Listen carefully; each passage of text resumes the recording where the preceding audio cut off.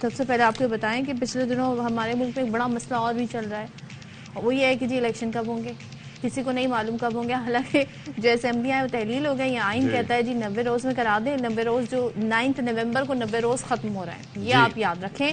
لیکن کسی کو ڈیٹ ویٹ کچھ نہیں پتا. اب ذرا سی 2-3 دن سے خبریں اٹھنا شروع ہوئی کہ صدر مملکت جن کی خود کی اپنی آئینی مدت پوری ہو چکی ہے، لیکن ظاہر ہے جب تک الیکٹرل کالج نہیں ہوگا وہ کنٹینیو کریں گے، تو الیکشن کی ڈیٹ وہ کسی بھی وقت اناؤنس کر سکتے ہیں. جی اب اس تناظر میں جی ساری خبریں ہوتی رہی. وزیر قانون صاحب کی بھی ان سے ملاقات ہوئی تھی، تو انہوں نے اپنا موقف بھی دیا ہے اور وہ کہتے ہیں کہ الیکشن کمیشن کا اختیار ہے.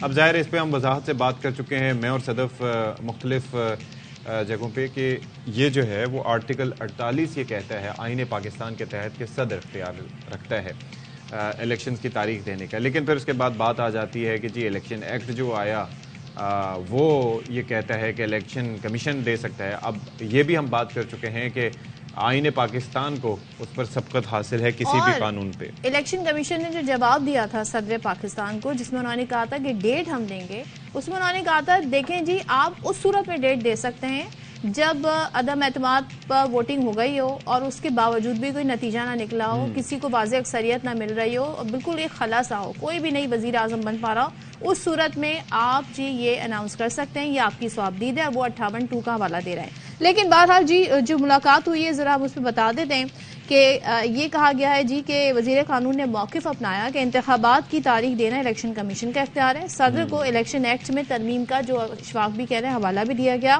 اور یہ بھی ذرائع بتاتے ہیں کہ صدر نے انتخابات کی تاریخ دی تو الیکشن کمیشن اسے مسترد کر دے گا.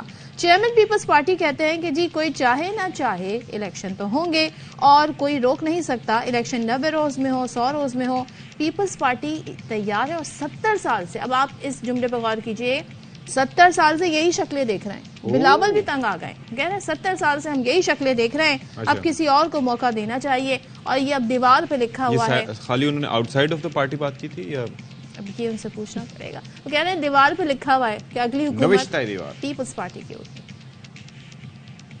اچھا جی، تو یہ آپ نے دیکھ لیا کہ ہو کیا رہا ہے. تو اب ظاہر ہے کہ نئے چہرے آنے چاہیے، نئے چہرے آئیں تو شاید فریش آئیڈیاز کے ساتھ آئیں گے. تو میرے خیال میں یہ موقف تھا بلاول بھٹو زرداری صاحب کا. اپنے آپ کو نیا چہرہ کہہ رہے ہیں. ظاہر ہے اوبویسلی وزیر اعظم نہیں بنے، وزیر خارجہ بنے ہوئے. وزیر خارجہ بنے، اور ویسے بھی پارلیمانی سیاست میں وہ نئے ہی ہیں. آئی مین ہی از ان ہز 30s لائک. تو پھر یہ ہے کہ کمپیریٹیولی تو نئے چہرے ہی ہوئے. تو اب دیکھیں کہ کیا سلسلہ ہوتا ہے. وہ نئے چہروں کی کریں، وہ جنہیں شاید اس سے پہلے موقع نہیں ملا، تو اب کیا کر سکتے ہیں اس حوالے سے. Let's see.